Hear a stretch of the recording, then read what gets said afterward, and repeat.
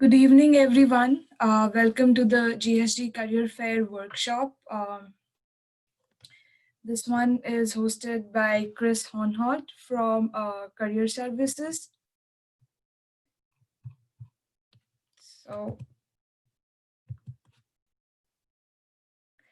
this is just a quick reminder for our future GSG seminar events that are upcoming soon. There will be a IDP preparation workshop on September 29th.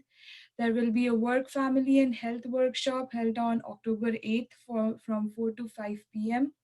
There is a 3MT workshop that is held from on October 28th from 4 to 5 p.m. And the next workshop is on grant writing on November 12th, 4 to 5 p.m.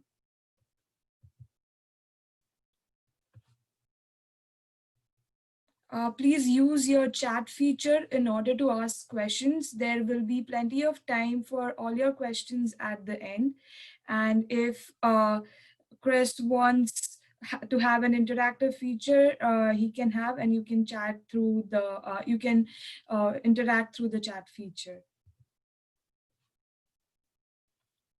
Some of the professional development workshops, the older ones, you can still find it on the GSG seminar series on our GSG website. If you have any feedback or your suggestions, they are always appreciated. Please email them to GSG PRODEV, GSG's professional development site on mtu.edu.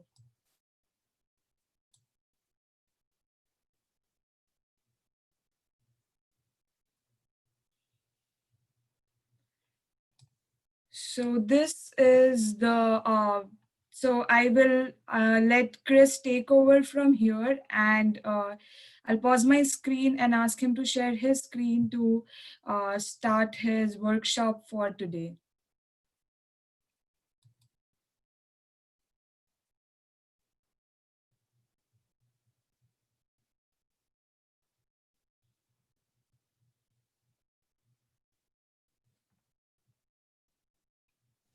That mute button always gets me. Good evening, everybody. My name is Chris Hohnholt. I work at Career Services. Feel very privileged to be able to speak with this group and to have been invited in. I just want to maybe a confirmation. You should see my slide deck. Is that what everyone sees? Yes, we are all seeing that.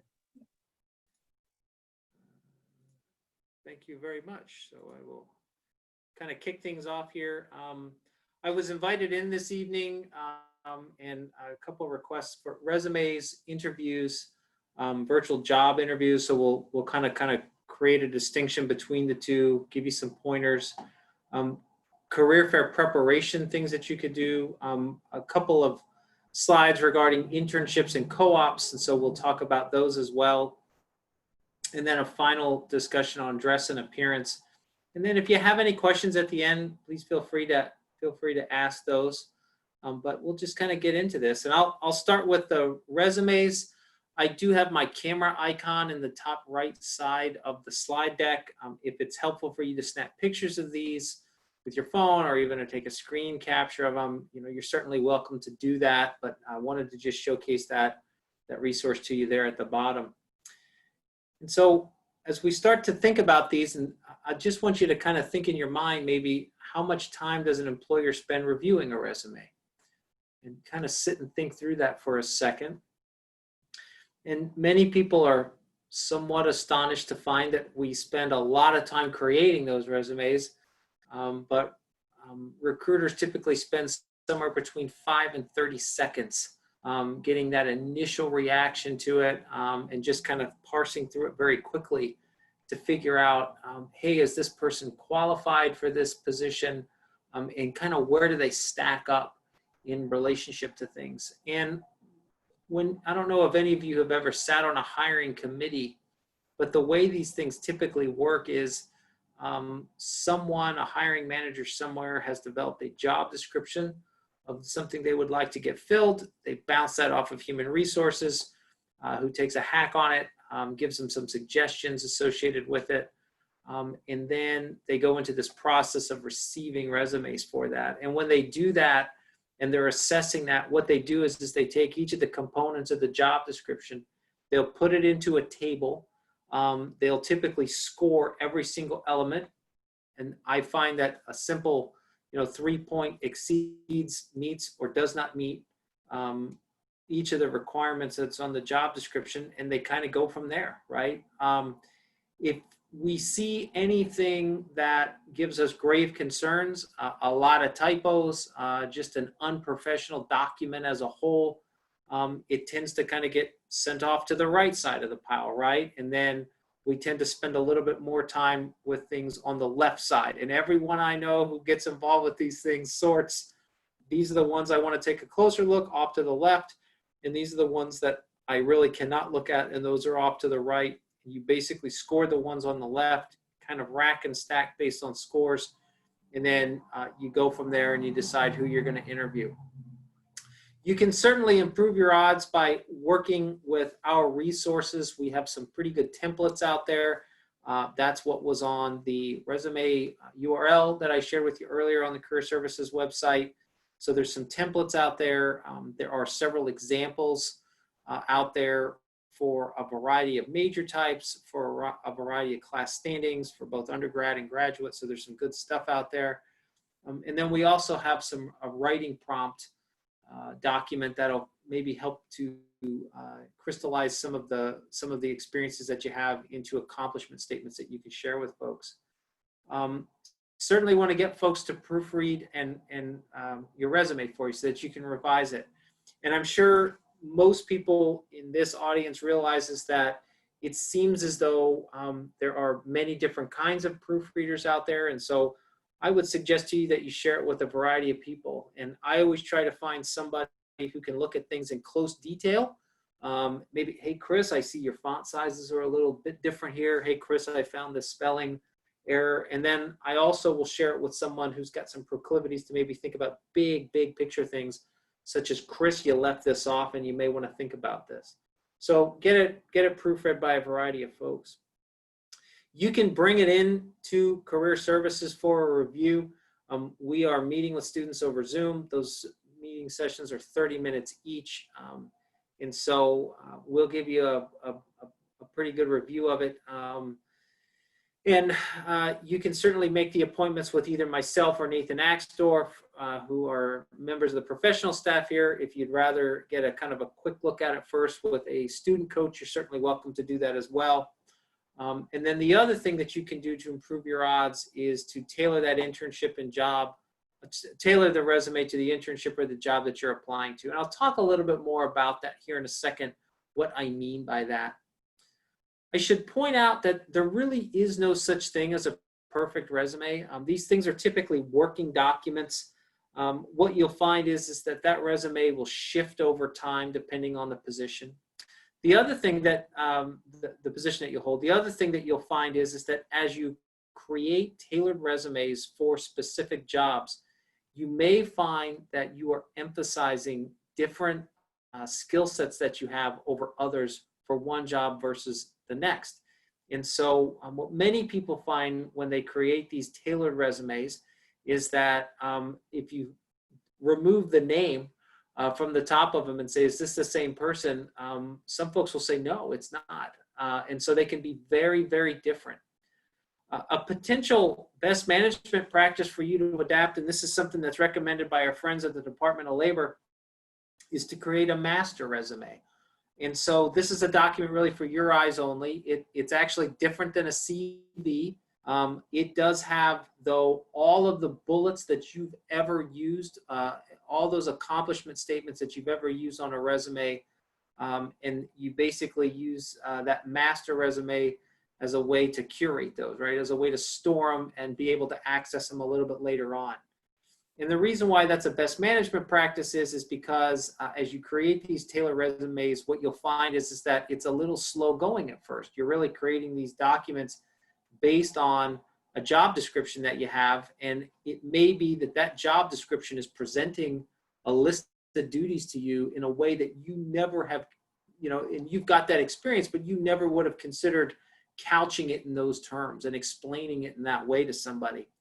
And so you'll create a tailored resume based on that job description with that different way of saying things. And if you can take those bullets and store them all somewhere, you'll find that as you go creating additional resumes for additional job descriptions that are out there, you get through them a lot faster as you create those. That leads me to talk to the two different types of resumes. And type one, what I'm talking about really are jobs that are not posted. And what Department of Labor tells us is that this actually represents 80% of the job market. These can be considered to be internal hires. And if you sit and chat with folks, they'll say, well, I kind of knew someone on the inside, right? And so you could potentially find these jobs through career fairs, industry days, information sessions, conferences, but really and truly, you're tapping into your professional network to find these positions. And so an example of this that I like to use is I used to work at an office and we had 300 engineers and natural resources managers within the office. And we had one technical writer among us. And so she was hired and she was brought in, and that technical writer, effectively, the first thing that she did was to create a style guide for us. This is how we're going to state things in these reports that we're producing. And then the next thing that she did was she created templates. And we got the templates vetted, approved up and down our office chain of command, and then we shared it with all of our stakeholders, got some input from that, and it really facilitated our ability to create reports that stakeholders needed in a much faster way. And so in the past, maybe creating a couple of 100-page document may have taken a couple of months, and what we found was that because of her efforts, we got that down to a couple weeks, right? And so she was really a catalyst for that office. Well, if you're that good at your job, you tend to get picked up by other folks and promoted, and she did, rightfully so, and she deserved that. But we held her position open for years, and we never got rid of it. And we all kind of looked around and said, you know, if we found the next technical writer who could take us to that next level, this is a position that we would eventually like to fill. And we were sort of waiting for someone, so we weren't advertising it. We were just sort of waiting for someone maybe to present themselves with a skill set that we had never considered yet. And so had one of us been in touch with a technical writer that matched those descriptions, right? Someone who could potentially have made it even faster, you know, created some kind of an app that basically we could choose from a variety of phrases that we had used in the past and just kind of accelerated it that much faster. I think that position would have been filled. We certainly would have brought him in. A lot of us would have been able to sit and chat with that person, gotten an idea of kind of what type of things they had done in the past, what types of things that they can present to us and provide for us in the future. And then we potentially would have gone from there, right? And so that's kind of an example of how those positions are kind of hanging out there, just kind of waiting for the right person to kind of come through the door. Well, the door in that case was just all 300 of us who just sort of were out working professionally in the work world and meeting people professionally. And so again, that's a large portion of the job market that's out there. It's just not posted. Folks don't really know about it. And when you go to create a resume, as you talk with folks about this, you're really doing this from your point of view. So in the example I had shared with you just a second ago, that prospective technical writer that would have come in and filled that slot effectively would have created us a resume without a job description because one didn't really exist. And they just would have walked in and said, this is what I can do for you. This is what I can do for you on day one. And this is kind of where I will get you over a 3 to 6 month period to make you even better than what you are today. So those are resumes from your point of view. You compare this though to where how a lot of folks job hunt, and they're actually out responding to job postings, right? And so when you chat with these folks, they'll say, you know, I saw a job and I applied for it. We post these things in places like Handshake. You may see some on LinkedIn.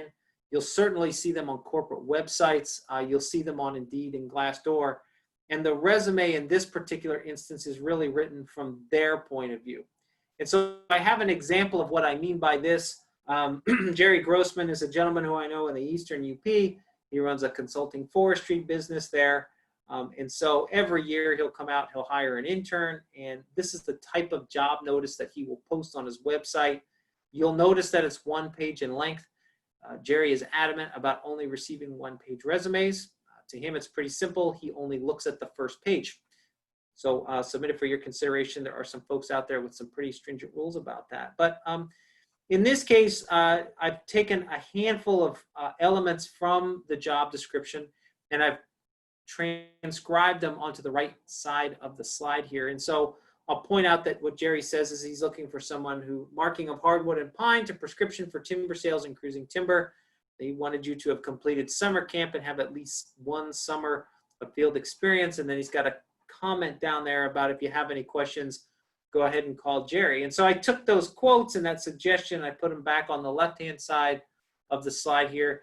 And then what I did was I generated a fictional student's bullet statements, accomplishment statements that are associated with those, right? And you'll notice that this student uses almost the exact same words, right? And so this student says, look, I've marked 3,000 acres of northern hardwood and jack pine forests. Again, using those terms, hardwood, pine, mark. Finalized timber sales valued at $250,000. And again, you've got that timber sales component of it in there. And this person has cruised 10,000 acres of timber in 4 upper Midwest states.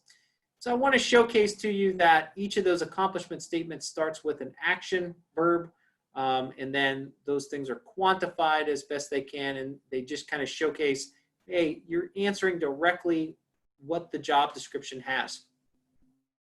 Jerry goes on to say that he wants you to have completed summer camp. The student indicates that they completed fall camp in 2017. And that they, in fact, have 3 summers of field experience. And so, again, you just kind of see how we took that job description, and based on the job description, we've described the activities therein. If you look at an automatic tracking system, this will do a pretty good job of getting through an automatic tracking system. For those of you who've listened to me talk before about automatic tracking systems, I'll argue they're the easy things to get through. It's far more difficult to get through a panel. And the reason why is because a human actually has to dig through that document to figure out, okay, show me where the matches are. And they have to work a little bit harder at it, right, than a computer does. It's just looking for keywords. And so if you look at this and you think about it, if these things show up pretty early on the top half of that resume, the person who's looking at this is going to see that you clearly have the experience.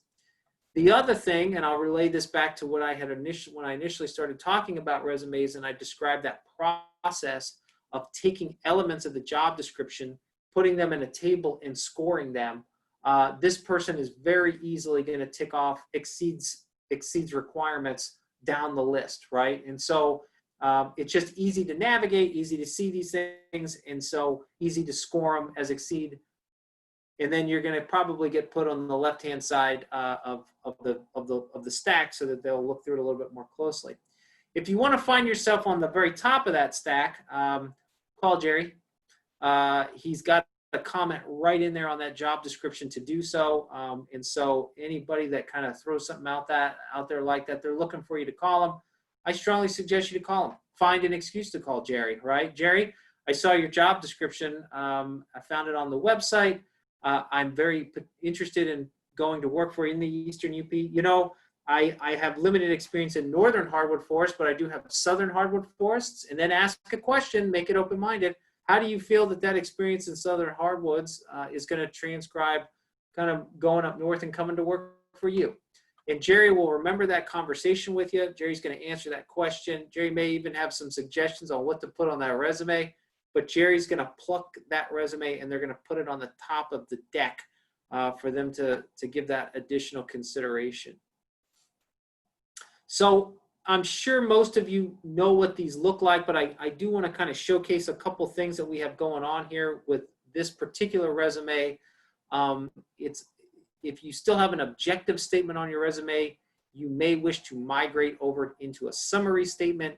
This is a very succinct level, a very succinct group of phrases that basically you can take a look at this. Hey, look, third-year mechanical engineering student with 2 internships, an SAE enterprise. This student was the vice president of the Society of Women Engineers and a member of DTE Career Coaches. She lists out her skills, and then at the end of that, a very brief objective statement that you can find there. This student lists the education, especially at this stage, because you all are still students. We would recommend that you keep that up at the top. And so, of course, if you are pursuing a graduate degree, that graduate degree, because it's more recent, will go up above the undergrad. So make sure that you sort those in reverse chronological order. For those of you who may have professional experience, you may have some industry experience or some experience with agencies or with nonprofits before you came to graduate school or even undergrad, you would list that relevant experience. For those of you who picked up internships and co-ops, that would come next, which is what you see here. You can see that, again, they've got those action result accomplishment statements that they've listed here. Some of you are picking up some project experience in courses, and so that's a great idea to go ahead and list that stuff too. You may be picking up computer, technical, lab, field skills, and so you should list those. And obviously, you know, the name of these headings are potentially going to change for you. Every single job description that I've looked at over the last several years has a requirement for solid teamwork, maybe some strong leadership skills that they're looking for, great communication skills.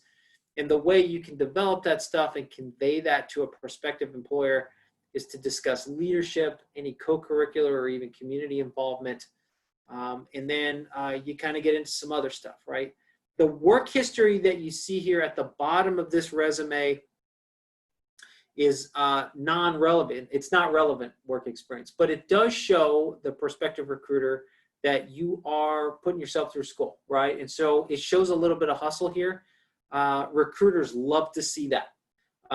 They are liable to want to chat with you a little bit more about that. How many hours a week are you working while you're doing this?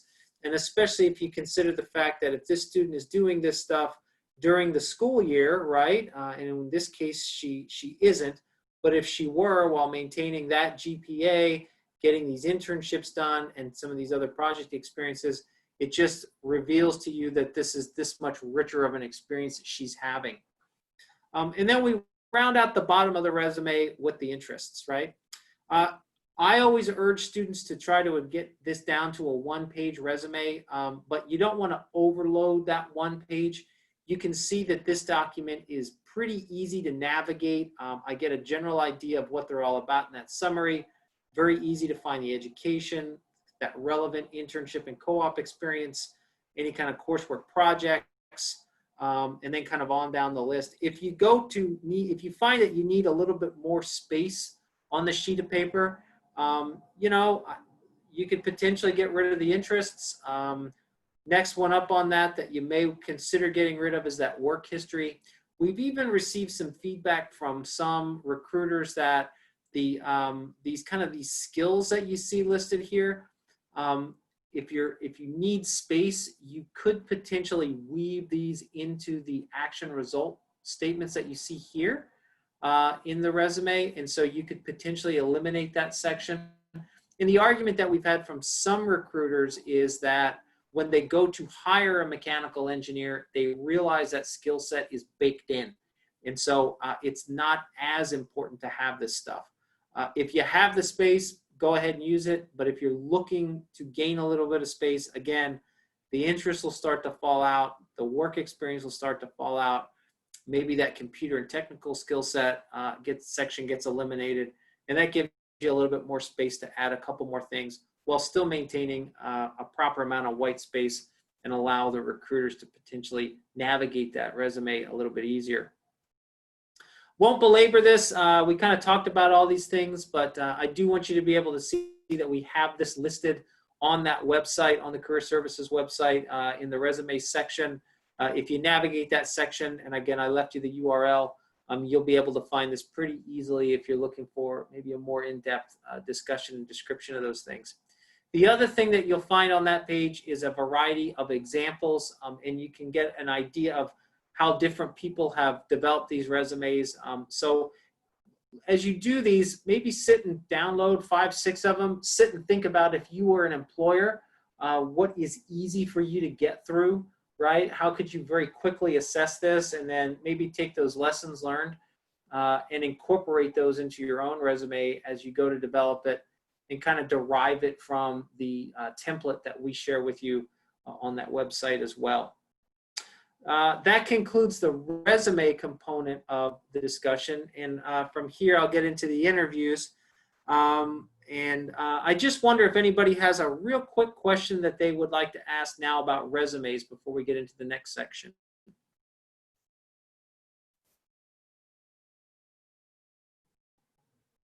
So I saw one that said, I plan to use 2 resumes, but Career Fair Plus app doesn't allow me to. Any hacks that you know that'll be helpful? I don't. Strongly suggest that you just for the Career Fair Plus app at our Career Fair this year, unfortunately, you're limited to 1. One potential thing that you could do is to combine them into a single PDF, right? That's 2 pages in length.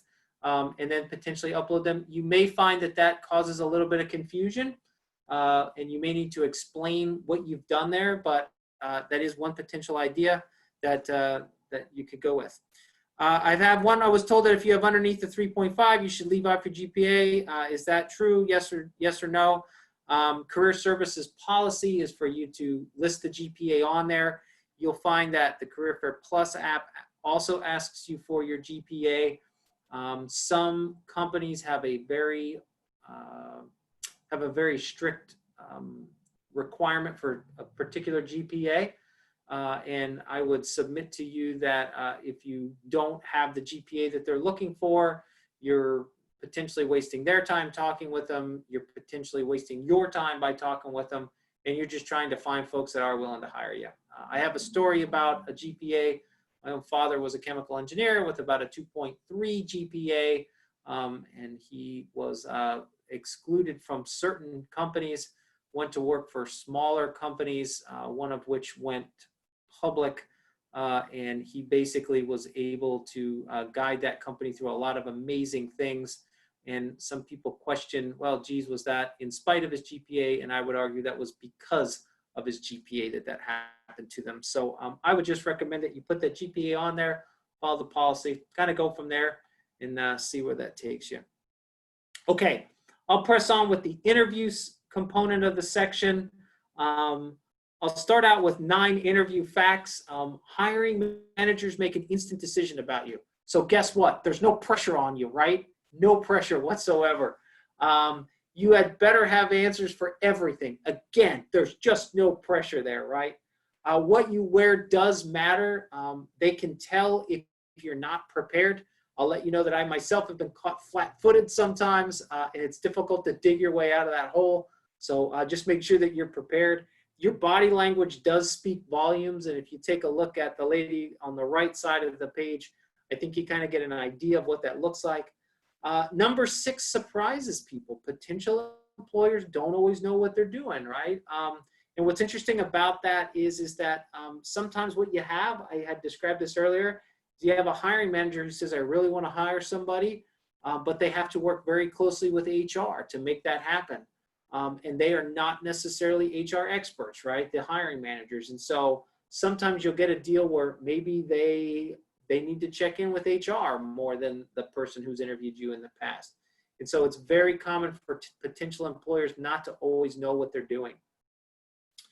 You'll find at the Michigan Tech Career Fair that a lot of the folks who attend that are actually our own alumni, and they may have graduated fairly recently. This may be the first time they're conducting an interview, so that's the other thing that could be happening there. They really want you to ask questions, and I picked up an amazing pro tip that I'll share with you a little bit later on. But they definitely want you to ask questions. You are expected to know what the company does. That's pretty easy. There's a description in it in Career Fair Plus, as well as Handshake. I always urge folks to go ahead and take a look at their website, get an idea of maybe different different corporate culture things that are out there, right? It's kind of interesting if you chat with folks from Ford, what you'll come to understand is they don't perceive what they're doing as selling you cars and making cars.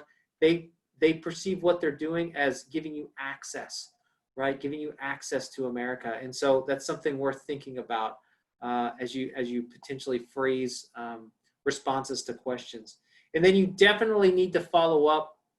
I'm a huge believer in thank you notes, so make sure that you do that.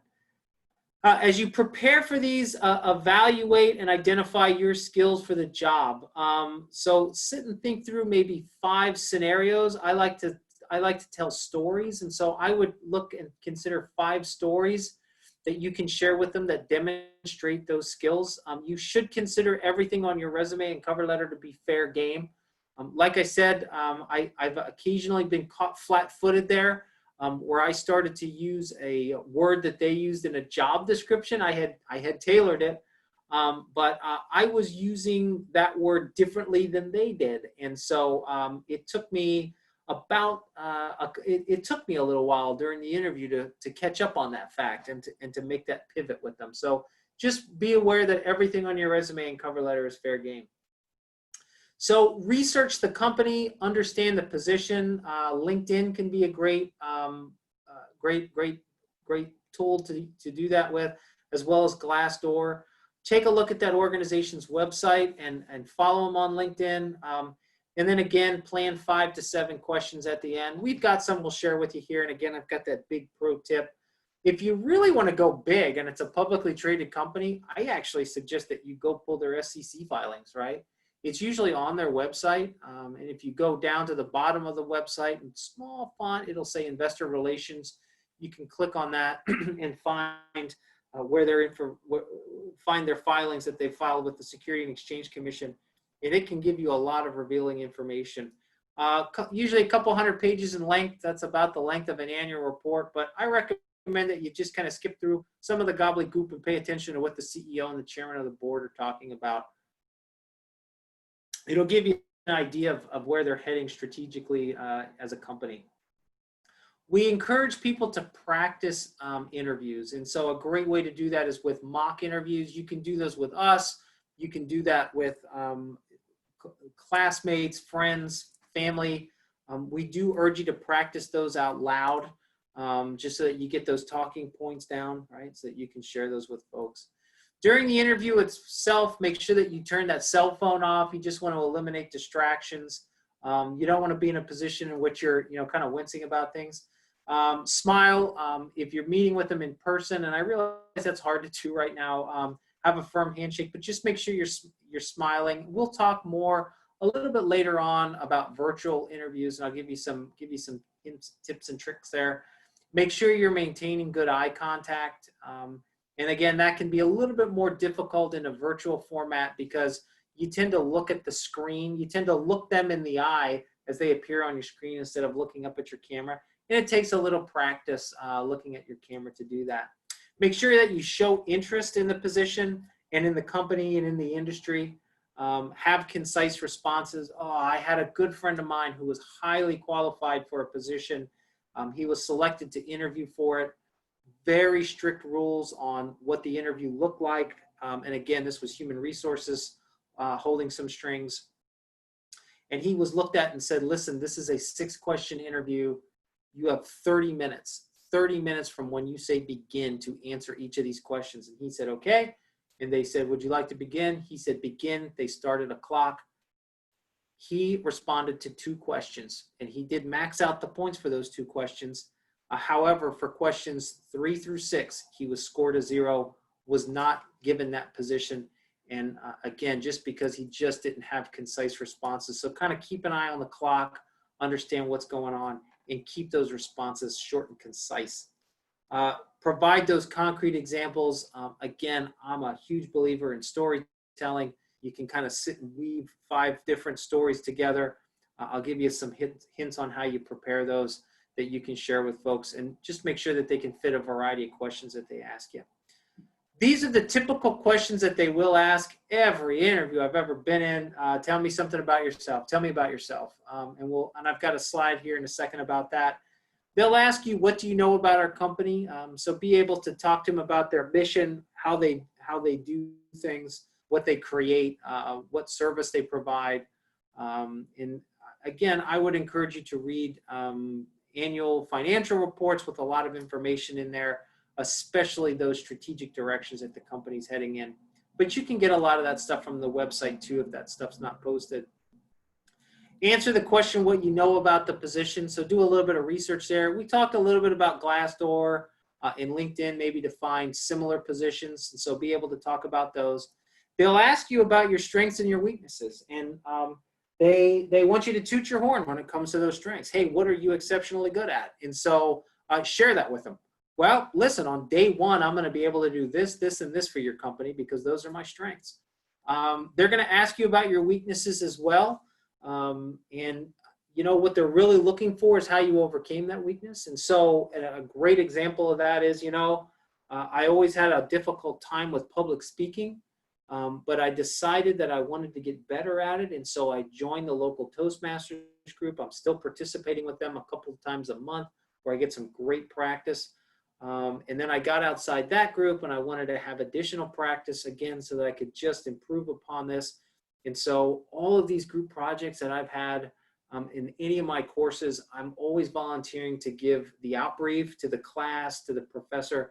And that's done a lot of great because I've gotten in front of a large number of audiences and been able to talk about super technical things.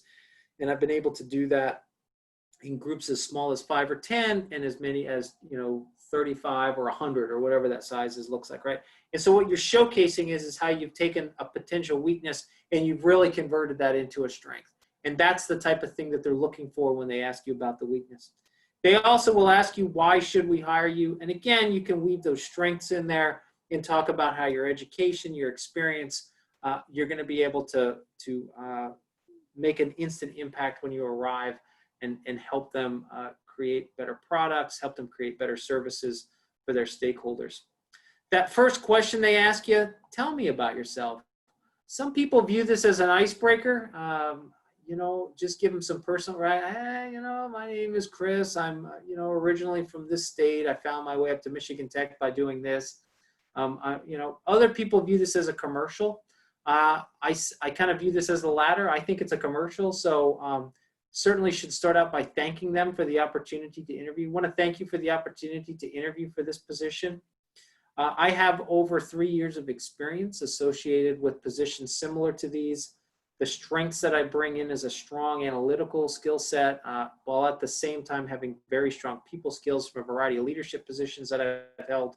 I have the following accomplishments. You know, I was awarded this award on the basis of my presentation skills or whatever that looked like. Ultimately, I'd like to do, you know, rise up through your company to do X, Y, and Z. Now, obviously, if you're sharing ultimately what you'd like to do and you're interviewing with Ford, and your ultimate goal is to be the CEO of GM, you want to modify that a little bit, right? And so make sure you talk to them about, you know, how you envision yourself growing in their company.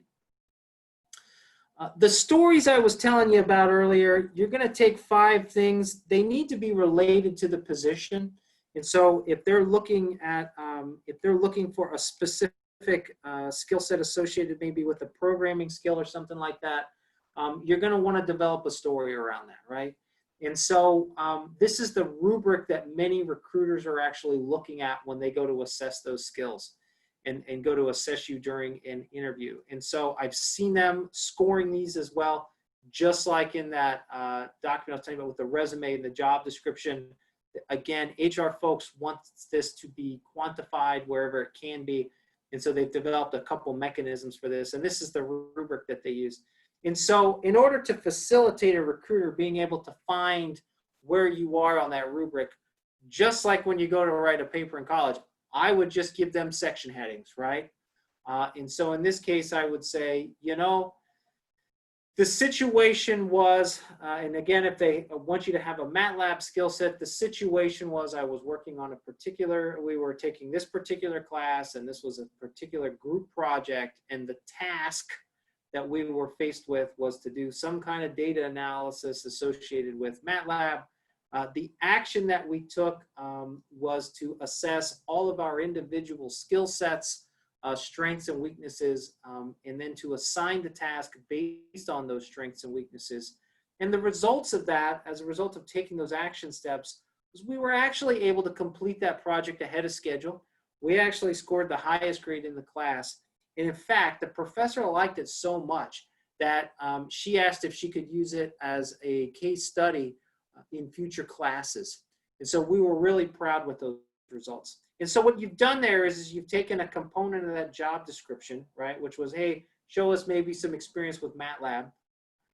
You've walked them through a situation with it. You've used those words, task, action, and results, and you've really shown them a variety of things that you're capable of, right? So you're talking about the skill set, you're talking about how you work on teams with things, and then you are also showing that you are results oriented. And so this is just a great way to do these things. I actually will suggest to people that they type these up. You don't have to type up the narrative story, but type up some talking points and assign those talking points to these. So you'll have 5 of these, right, for every interview that you do. And just bring notes into that interview. An interview is basically a meeting. And I'll be honest, I've never shown up to a meeting without my own agenda. So likewise, I would strongly suggest that you show up with some talking points that you could potentially share with folks. That's the interview section.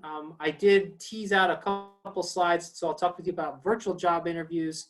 And so I just want to see if anybody has any questions regarding interviews real quick. And I'm going to kind of go through our chat box here.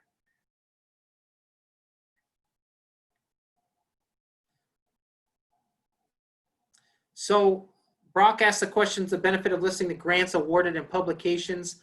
I think that if you, you have to understand what currency is, right, for a company versus an academic setting. They're not going to necessarily be interested in those terms, grants awarded in publications.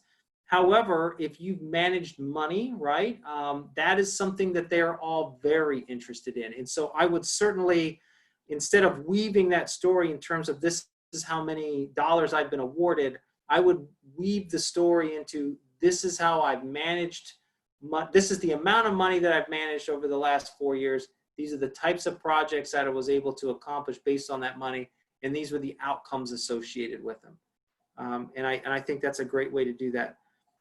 Publications, again, I know those are hard currency in an academic situation. However, to industry, those are viewed a little bit differently.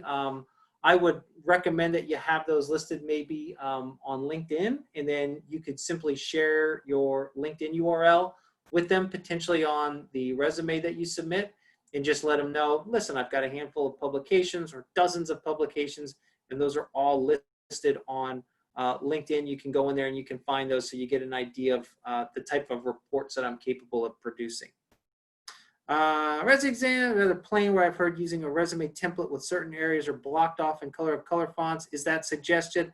Kevin, I'm actually going to say, that's sort of a mixed bag, right? So you're going to get some recruiters who are interested in looking at that, and then you're going to get some recruiters who don't want to see that. I think it may depend on the potential position, right?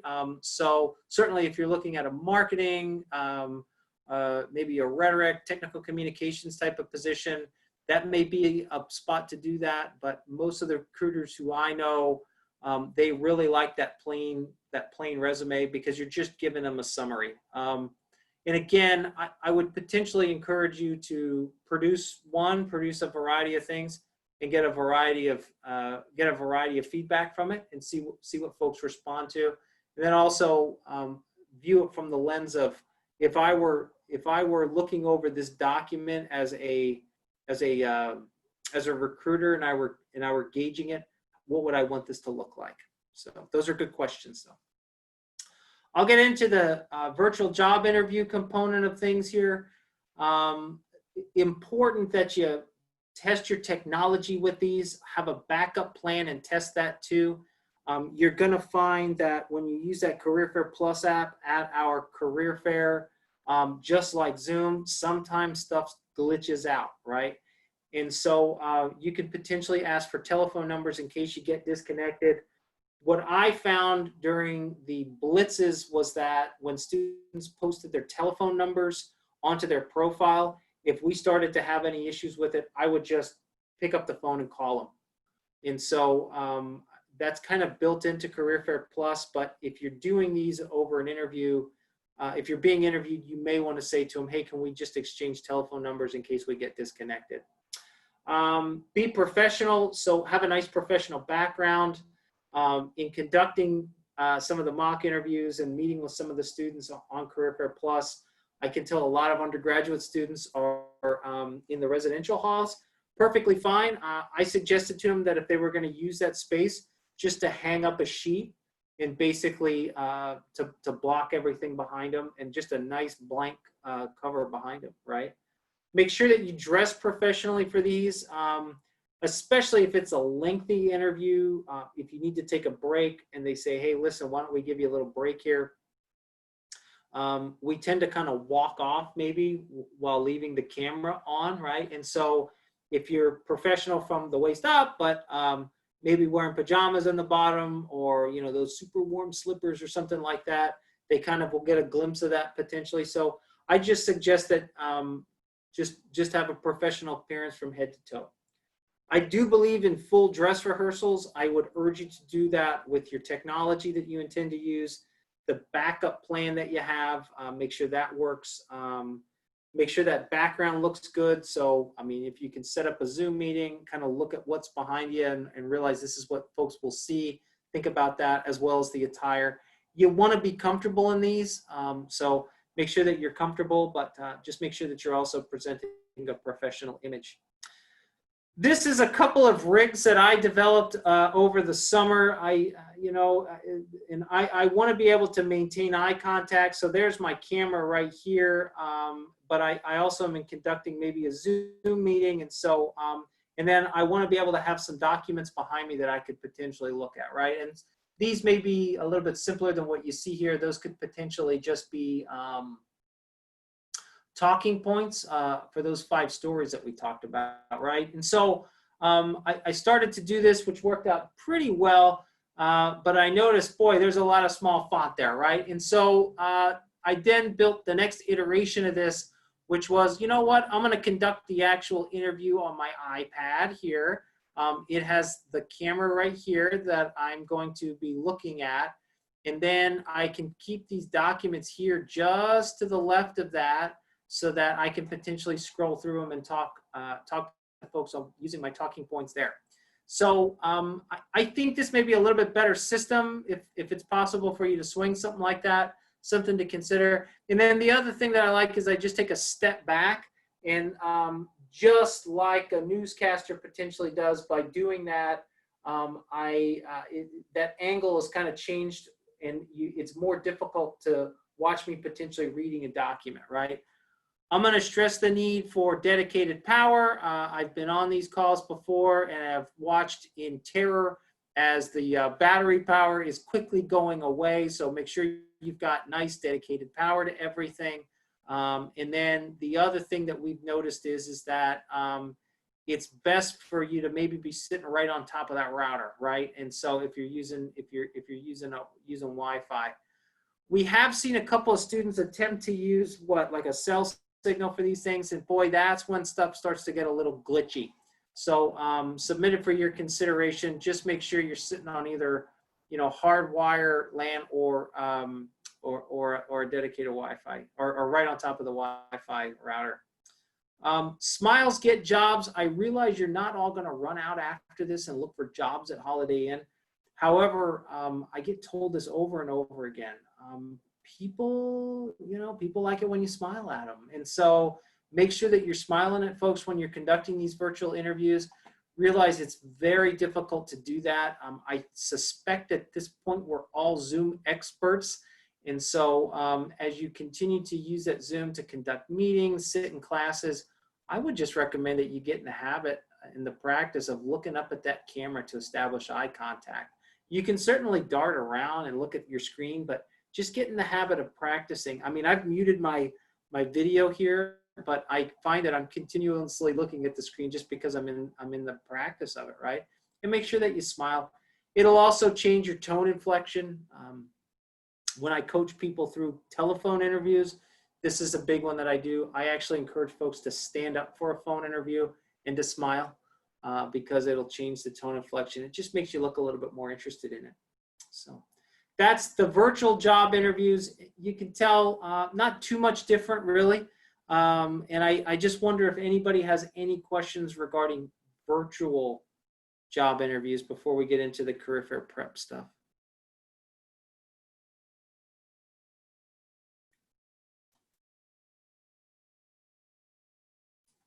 All right, so I'll get into the career fair prep. I'll point out to you that we had 3 virtual career fairs this fall.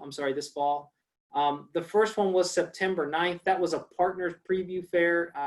It was attended by 15 companies, and those are our partners that participated in that. You'll notice that we didn't have an industry day this year. Very difficult to get companies to come up for a variety of reasons. Some of them are restricted from doing so. But we wanted to offer our partners an ability to potentially meet with students ahead of time, and several of them took advantage of it. It also gave us an opportunity to develop some lessons learned from that and incorporating those within this presentation. The big career fair is September 23rd and the 24th from 10 till 7. You'll notice that is double the day length that we typically have for the big career fair, and then we also lengthen the time as well. So want to point out big career fairs come on September 23rd and 24th. If you want to get an idea of where these things are posted, the career fairs and then the events are all listed on Handshake. And again, I'll point you to that URL so that you can find it, that website, so you can find everything.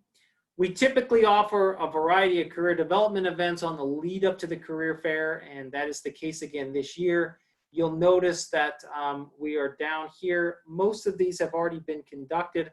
However, we wanted to give students the opportunity to look at these things. And so we went ahead and we posted them, the recordings of these, on the mtu.edu/career/events webpage. And so if you want to go back and watch those recordings, you're certainly welcome to do that. Would strongly encourage you to as well. Realizing that if the name is duplicated here, you probably only need to watch it once, right? Meanwhile, we are providing a Career Fair Plus app overview presentation on Friday, as well as a general Career Fair prep session. Although I'll let you know if you're attending this thing, this is really a lot more information than you would potentially get at that session. And then similarly, an interview prep session just in time for that Career Fair on the 21st. Everything's posted on career-events, so if you want to find this stuff, you can, including the Zoom links to attend those in person if you want to. If you want to watch the recordings, you're welcome to do that as well. And so, and then the other thing is, and we realize these are already starting to back up, but over 40 hours of appointment time with myself, Nathan Axdorf, and then our career coaches as well. So just give you an opportunity to sit and visit with folks. We are using the Career Fair Plus app this year to deliver this virtual career fair. And so I think what I will do is, pretty sure I clicked this box, but I'm going to show you a couple of videos in case you haven't seen this, and maybe just get a confirmation that the audio is playing. So here we go. Oh, I'm sorry.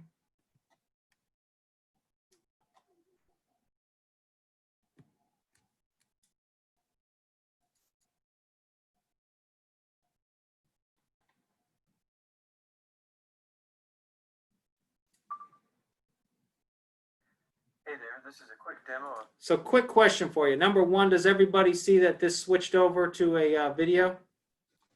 Yes. Can you hear it? Can you hear it? Yep. Okay, here we go. It's very slow though. It's Oh, very yeah, I quiet stopped though. it. Okay. Let's see. Tell me how this looks for you. It's still quiet. Maybe increasing the volume should work. Okay, I'm going to try something real quick, okay? Bear with me, everybody. Okay.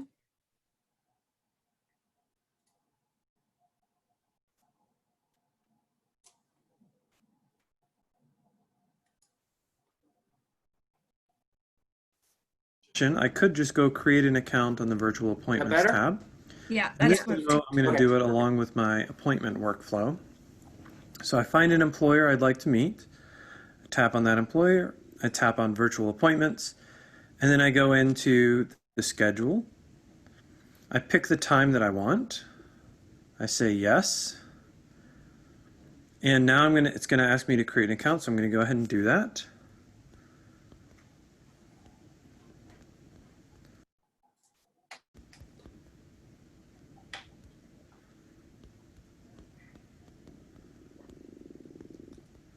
For this part, I'm just putting in my name and email.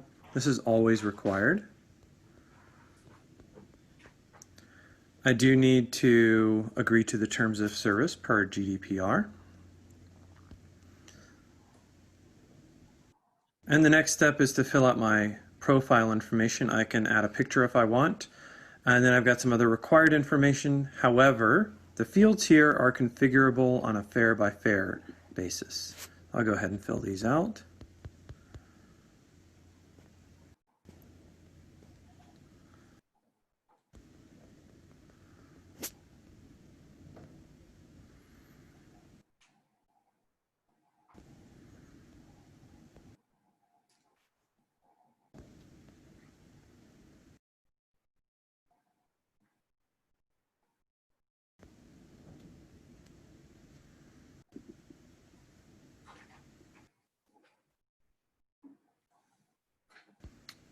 Once I'm done with that, I have the option to upload my resume. Now, if I don't have my resume on this device, that's fine. I can send myself a link to my email so that I can upload it from a computer. At this time, I'm going to skip this and just go ahead and click Finish. You'll see that I'm now booked for this time, and the recruiter will get to see my profile on their side of things.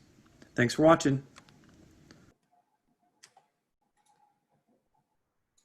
Yeah, and and that's what it looks like. I've got another little video I'll share with you. And again, if you haven't seen this yet, I'll let you know that when we picked this app, the reason why we did so was because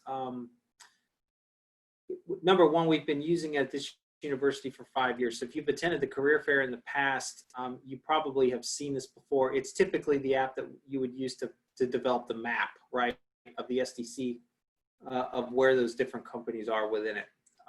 The second thing is that when we realized that we could not take 2,000 recruiters and 4,000 students and put them into the SDC multi-purpose room and adhere to the governor's requirements, we kind of dawned on us, boy, this career fair is liable to go virtual. And so we started to assess about a dozen companies, and this was the company we chose, most straightforward and easiest user interface associated with it. And we feel pretty proud about this. We've had a couple of horror stories coming out from a couple of other institutions when they picked up other companies. So we're pretty proud of having made this choice, and it seems to be going mostly smoothly during the blitzes and during the partner preview fair. So, you know, nothing replaces face-to-face meetings with recruiters, and we know that. We feel that too. It's a bummer we can't do it, but we think that this is the best solution out there beside that. You do need to download this, and so I've got a pro tip associated with that. You definitely need to create an account. You just saw the video on that. It will trigger you to create a profile. We want you to know the importance of being honest when you create that profile. Really what that's allowing you to do is basically to get into meeting rooms within the companies into rooms that you're qualified for. You are wasting a recruiter's time and your own if you're speeding, if you're altering things, if you're not putting in honest responses to the profile. So just kind of keep an eye on that, and I'll talk a little bit more about that maybe later on. Schedule appointments. The typical length of time to meet with a recruiter is about 10 minutes. There are some who have reduced that down to 6. There are a handful that have bumped it up to 15. However, a vast majority of them are going to take 10 minutes to meet with you at a time. You will be the only student in the room, although they have the opportunity to potentially bring in more than one recruiter, but you will be the only student in the room. And then there will be a 10-minute time frame on either side of your appointment where you are blocked out for making other appointments. And what we found is that that's pretty clever of them to have come up with that. It seems as though if the recruiter doesn't have anyone in ahead of you, they may let you in a little early. And then the other thing we noticed is that sometimes if you've got an exceptionally sharp candidate and you don't have anybody behind that person coming in, you want to spend a couple of extra minutes talking with them. And so by doing that, you as the student don't have to look at the recruiter and say, I gotta go. We like that. And then it also gives you a chance to get into that next meeting. So just kind of keep that in mind. You will have to get into the Career Fair Plus app to schedule appointments. That is how you're meeting with recruiters. And I do want to point out now, and I hope maybe we have some questions on this later, and I'm very happy to answer these. Most of the recruiters have 4 rooms. That's what we basically offered them, and that's how we configured them. How that company chooses to use those rooms is up to the company, and we wanted to provide the company that flexibility. So many of the companies are going to have a room that's wide open to any major, any GPA. It's almost like an information session. And those rooms can take the form of either an appointment block room like the others, or they just have a drop-in room that you could drop in. So if you want to meet with a recruiter and say, look, I noticed that I have to have a 3.5 to work for you, but I had a bad first semester and I'm sitting on a 3.4 and it's on its way up, you may be able to sit and chat with them about that. It may be that they're only there, those reps are only there to hire certain positions.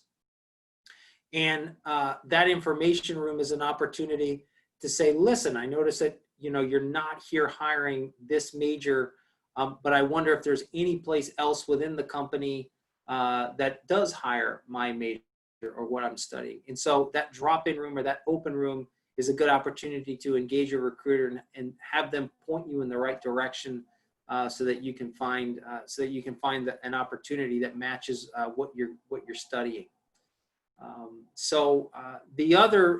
The other way those rooms could potentially be configured, and it's up to the company. Some of them have done them. Look, this is a room solely for mechanical engineers. That's all we want to talk to in this room. And then maybe they have other rooms for other majors. And then other companies have said, you know what? We only want to talk with the students who could potentially fill these types of positions within the company. And so they've got a range of majors that they could potentially accept in that room based on the prereq, but they're only talking to those in that particular room.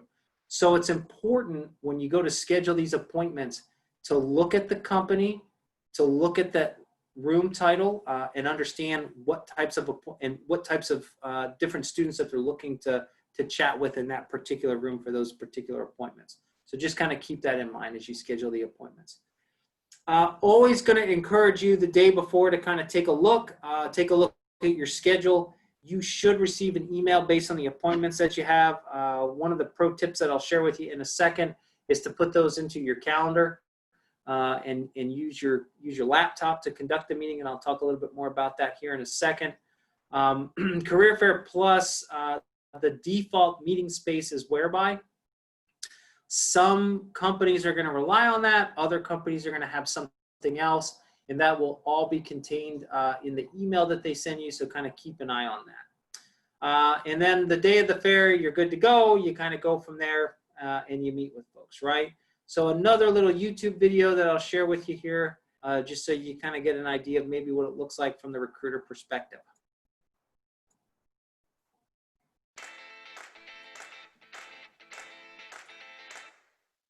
Hey everyone, this is Chris from Career Fair Plus, here to show you how you can host a virtual fair in the Career Fair Plus app. As you can see here, I've set up a demo virtual fair. From here, I can jump in and look at employer details just like in an in-person fair.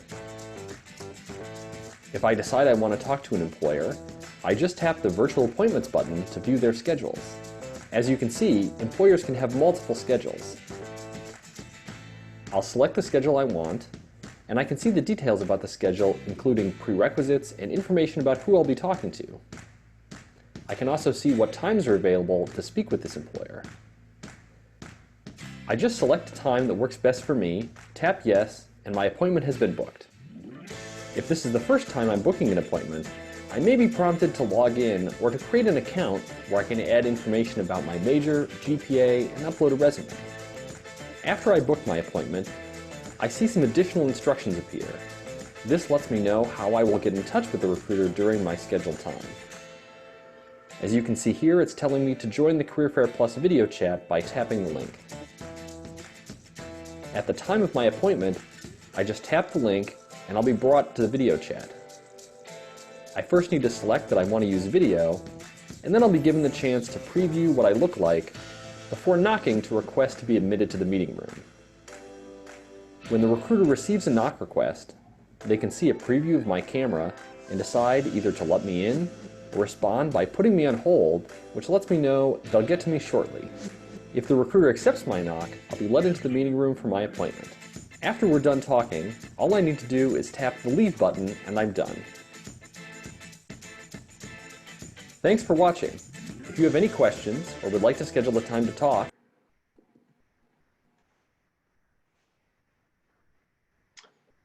Just a slightly different view of that Career Fair Plus app, right?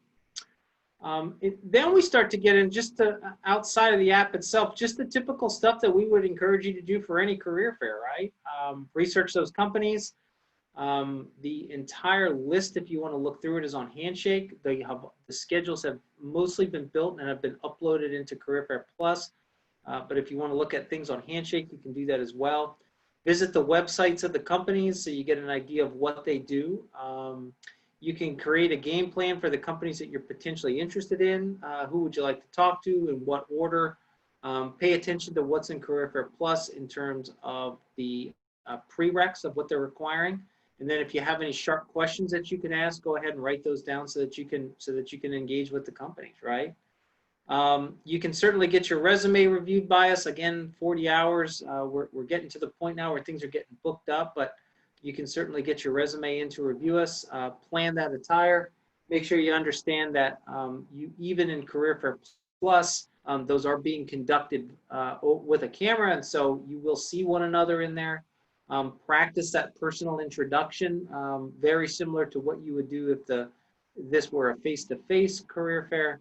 And then if you get into Handshake, you may find that some of those companies want you actually to apply for jobs before the fair.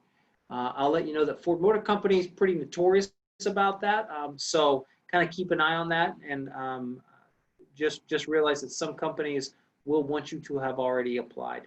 Handshake's a great place to look for that, and then you kind of go from there. After the career fair, follow up with thank you emails. When you get on, you'll see that many of the recruiters have their LinkedIn profiles on there, so you could potentially stay in touch with them after that by doing that. If you don't get an interview, it's not the end of the world. It's just one event. We are going to offer a spring career fair. Keep in mind that we had 350 companies here last year.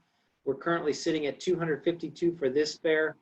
That's a byproduct not only of COVID, but also the fact that we've got a presidential election coming up in November. It's my perception that companies can handle anything you throw at them, but it's actually important that you throw something at them. And what they have a difficult time with is uncertainty. And certainly in the spring, they will know what's coming their way based on a variety of factors that we're currently dealing with, right? So spring should be a pretty good career fair as well. I wonder if anybody has any questions regarding career fair prep. I'm gonna pull the chat box up just to see if anybody added anything. Kind of bear with me here. There it is. I haven't seen anything yet. So, okay, so I'll go on to internships and co-ops. Co-ops by the numbers. co-ops are critically important to students. I tend to stress these. I'm a huge believer in experiential education. I need you to understand my perspective coming from the Career Services Office, though. But boy, if you can get a co-op, go get one. Significantly higher placement rates for students who receive co-ops versus those who aren't. Significant salary increases as a result of participating in these things. And in 2019, we had 100 companies out of those 350, so a little less than a third who were potentially looking to hire co-ops, right? And those were the big companies. This changes from year to year, but just kind of wanted to give you an idea of what things look like about a year ago. Again, the question is whether you take this or not. Placement rate is significantly higher, starting salary is higher. You are going to pick up some real world experience. When we get students that participate in co-ops, they are a part of that company while they are a cooperative student there. It gives you an opportunity to potentially evaluate the company, to decide whether you want to go to work for them or not. It's a great way to gain some confidence, focus on those studies. It really provides a lot of context for your studies. I personally found that when I got out into the work world and then I returned back to the schoolhouse, everything in that schoolhouse was enhanced that much more. And so it was just really amazing. The other thing that it potentially will let you do is live in a new place, right? And so we've got cooperative students that are doing these all across the United States, from the East Coast all the way to the West Coast, down to Texas, and just getting some amazing experiences in kind of new parts of the world. If you are looking around and you're realizing that you just can't deal with another quote unquote spring semester at Michigan Tech because of the snow, submitted for your consideration. You know, Texas, California may be great, Florida may be great places to kind of go hunker down and then kind of come back after that. Obviously, if you're out of school for 4, 6, 12 months at a time, it's going to have an impact on graduation date. Obviously, if you're doing research, it may be difficult to impossible to potentially balance both of those things. And so your program may preclude you from being able to take advantage of one of these. But my perspective is that they're absolutely incredible. Would encourage you to explore opportunities if that's available for you. When you go to register for these things, you do need to have a 3.0 GPA if you're a graduate student. You know, there are some requirements for residencies. Having been here, you do need to be in good academic and conduct standing. Academic advisor must sign off on the forms. Again, those are usually pretty easy for grad students to accomplish. You do need to meet coverage requirements for health insurance.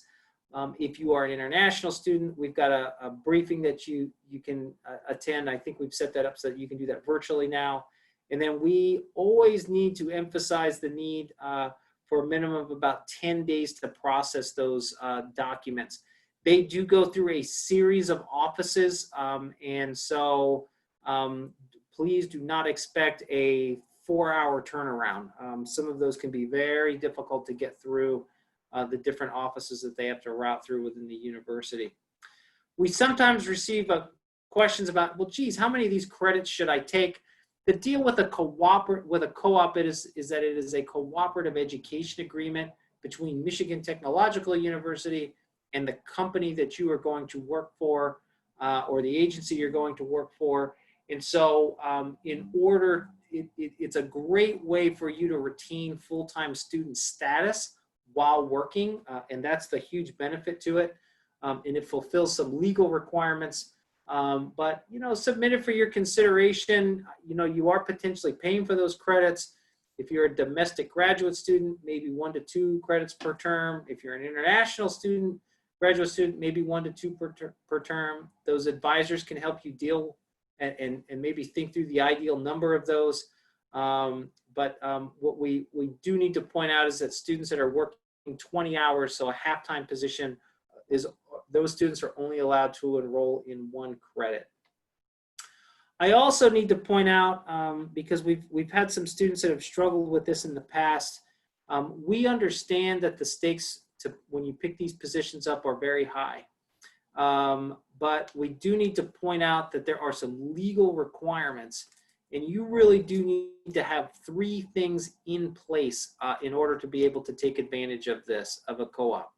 I think everyone here understands that you need that co-op offer, and I think that kind of goes without saying. That's the main leg, right? But that offer basically has to accommodate 2 different calendars. And, you know, for 95% of the students, this usually works out pretty easily, right? The academic calendar cannot be changed. There is a minimum window where you must start and end that co-op. Usually the companies can flex around those dates very easily, and that's where that flexibility lies. But realize that if that co-op offer comes in late, and you are not able to fit it within the academic calendar or the length of time that is required to be, all of a sudden that co-op offer, it just really can't be accepted. And so we want you to realize that. Also want you to realize that as we talk about these things, especially if you're an international student, we are very concerned with legal status, and we want to make sure that you don't get any trouble or get into any issues that are potentially going to cause problems further down the line from you. And that's why those requirements are in place. Any questions regarding internships and co-ops?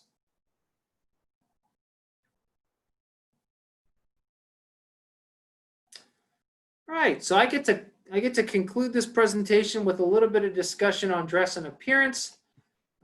And you know, several years ago when I started giving presentations such as these, I would look at students and I would say, you know, you've got 2 choices. And when you go to get dressed up for an interview, your choices, those choices live, you can either choose to wear charcoal gray or you can wear dark gray, and you can choose any of those 2 colors.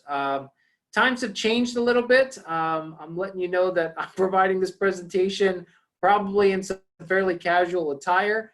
I think we can all agree that if you're showing up to interview and or to participate in a career fair and you look like this person on the left, that's just not going to get the job done. I think it is generally accepted that if we're wearing denim in a professional setting, that probably works in some areas, but probably not when you're attending a career fair or during an interview. The other thing I think most of us will acknowledge is that, and I'll say this, I have never been in trouble for dressing up for an event such as an interview. No one's ever looked at me and said, why on earth are you wearing a tie? And so I would always stress that you maybe lean towards the images, the 2 images on the left here, these 2. Certainly, I think that this person is, I don't know if I would necessarily call that business casual, but I would even potentially think attending the career fair in something like that is potentially okay. But again, I would probably start to stress maybe a suit as you start to interview, because things just become a little bit more formal. I'll also warn you that I strongly suspect that most of the recruiters who you're going to see on this are probably wearing something along the lines of business casual. You may even see some in smart casual or maybe casual, but I think you're probably going to see business to smart casual.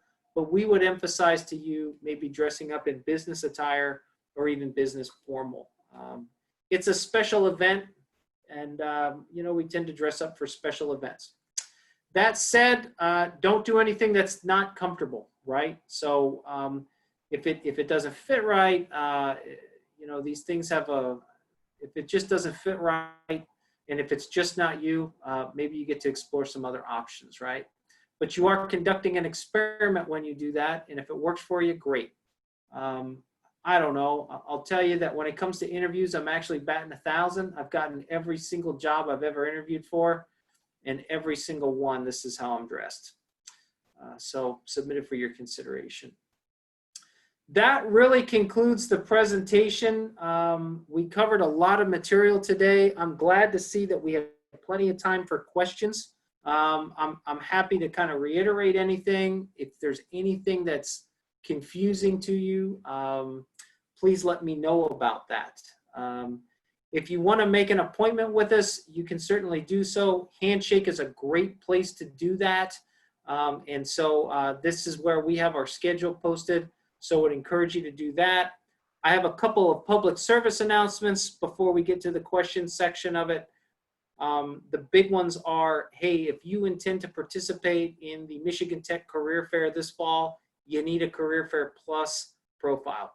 And I'm just going to use the strongest terms I have. You need to be honest when you fill out the profile. A couple of different things that can get you in trouble there. So, you know, if you require OPT, CPT, make sure you check that box. If you have a 2.3 GPA, there are companies who will talk with you. Put in 2.3 and just kind of go from there and fill it out honestly, right? It is critically important that you sign up for appointment slots in Career Fair Plus before the Career Fair. Those appointment slots opened up last night at 12:01 a.m. And so some of them are filling up. If you find that the company that you were shooting for is completely filled, check back often. Students may pop out of there. As we find companies that have filled up, we are actually reaching out to them and alerting them to that fact and allowing them to make a decision about how they wish to move forward. They may be opening up more rooms. But the other thing is that may create an opportunity for you to go to a company that doesn't have anybody signed up, right? They're going to be eager to chat with you. And again, I think of my own father, who was a chemical engineer who started to work for smaller companies because of his GPA. And he did amazing things working for those companies. And so there are some really neat opportunities out there with small companies. And he credits his career with having basically been excluded from working from large companies and working for smaller ones. And he had a very enjoyable career as a result of it. If you find that you need to build a resume and you haven't built one yet, we've got a template for you that can be helpful. And it's a pretty good template that our career partners have looked at and given us a lot of advice on. And so it's a fantastic template. I'll share that with you here so you've got it. And so recommend you download that and kind of go from there. Leave you a couple of resources, and you may want to snap a picture of this. We talked quite a bit about resumes, and I mentioned a lot of documents that are out there on our website. That's the website where you can find them. We also talked about you exploring opportunities in Handshake for companies, finding job postings, seeing what the list looks like for the career fair, making an appointment with us, and that's the website for Handshake. We also talked about the need for you to establish a profile in Career Fair Plus, and so I've got a couple of websites there that you can visit, including a YouTube video that Jody Miller from our office created that'll kind of walk you through how to create a profile. Before we get to the questions, we realize that this can be overwhelming for a lot of people. It's normal to feel a little stressed about things, and we understand that. If you find that you just can't get on top of that feeling, though, and it's starting to eat away at you, you may wish to sit and chat with somebody over in counseling services. It's what they're there for. They do an amazing job. Their front door, send them an email at counseling@mt.edu and just say, hey, look, I need to set an appointment with you, and they'll kind of walk you through the process from there. If you find that you need some pointers, but it just doesn't quite rise to that level of wanting to set an appointment, that's fine too. I kind of got there when this whole COVID-19 thing broke out, and so I noticed that they've got a blog site with some amazing articles in there with some great suggestions, and so you may want to look at that yourself. That concludes the presentations. Just wonder if anybody has any questions that I can answer for them.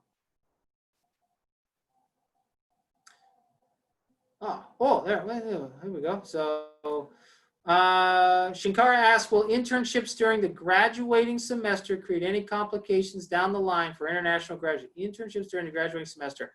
I do not necessarily know the answer to that question. I am not a subject matter expert when it comes to OPT, CPT. International programs, IPS is the way to go with that. And so I strongly urge you to get in touch with them. They're going to steer you in the right direction, and they'll keep everything legal for you. Recording of this lecture, where's that going to be available? Can somebody else answer that question for me? Because I don't know that either. Yes, it will be available on GSG's website, mostly by tonight. Oh, okay, wonderful. Thank you for that. Perfect. And then I'm just going to kind of scroll through these just to see if I lost anything.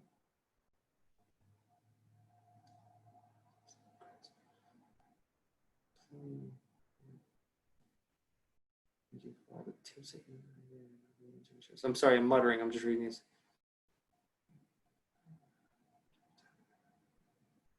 Yeah, and I think I've worked through the group chat questions. Anything else?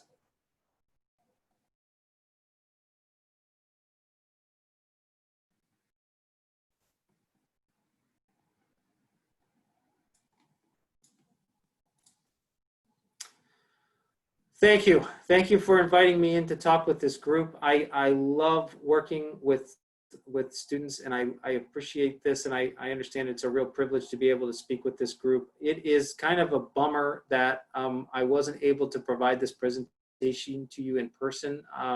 Really looking forward to things getting back to where we can sit and meet in person. But I am glad that we're able to record these things and share them out. I think that there's a bit of a blessing there to be had. So I hope you and your families are well. I just want to give it maybe another minute or two to make sure nobody else has any questions.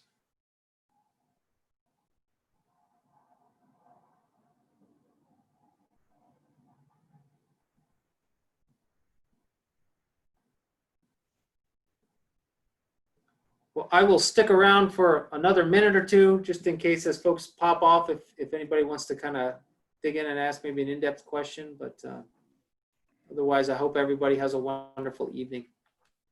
I think there is one more. Oh, is there another agenda Yeah. item? I'm sorry. I apologize. I think someone has asked a question. Can you tell Oh. us how to handle out 10 minutes we have with the recruiter, just like the flow of conversation? Oh, yeah. Yeah. Boy, that's kind of interesting, right? Because it's situational dependent. And the question is, do you seize control of it? Or do you allow that recruiter? I'll let you know that recruiter, by the time they will have met with you, is probably, you'll have this figured out, right? But I would probably just introduce myself. Hi, my name is Chris Hohnholt. I want to thank you for giving me the opportunity to speak with you today. I'm working on a graduate degree in entomology and grassland management here at Michigan Tech. I have 3 years of professional natural resources management experience, and I would love to be able to come and provide service to your company and utilize the experiences and the education and my very strong interest in this field and put that to work for you. And then maybe kind of go from there. So just a brief 30-second personal introduction and then kind of go from there. I strongly suspect that as you pop in, this is what I saw during the blitzes. I'll take a look at your resume in the first 30 seconds. Hey, how are you, Chris? Oh, I see that you're working on this. I see that you're working on this. Could you talk with me a little bit about this and kind of go from there? But I'm sure that every one of those recruiters will potentially create a dialogue and be doing that a little bit differently. So stay flexible. I would prepare a 30-second commercial and then be able to talk about why you're interested in working for that particular company. That was a great question. Thank you for that. Thank you for catching it.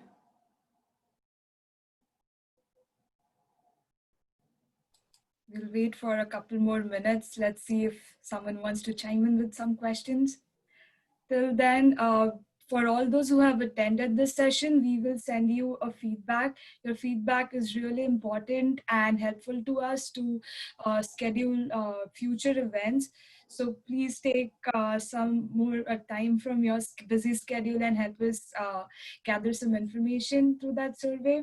And thank you so much, Chris, for having this workshop today. Lots of valuable information, and we really appreciate your time and effort. Thank you. It's my pleasure. It's my pleasure. Thank you.